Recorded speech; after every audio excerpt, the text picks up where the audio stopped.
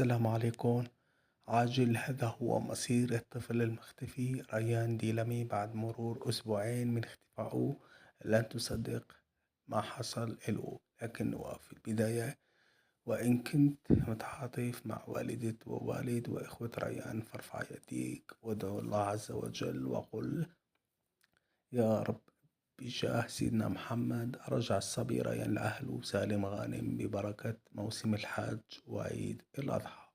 الله يرجع عليكم بالصحة والعافية.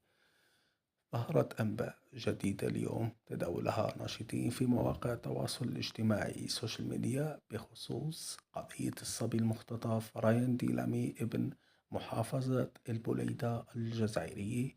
فحسب آخر الأخبار عم يقولوا إنه في مشعوذة كلفت جاره الهربان من الشرطة، ويلي هو حاليا في حالة فرار، إنه يستدرج الصبي ريان لعندها في مقر إقامتها مشان تطبق عليه نوع من الشعوذة على طريقة الساحر يلي اختطف الشاب عمر ابن عمران، واتفضح أمره في شهر مايو 2024، قبل سنتين بالضبط.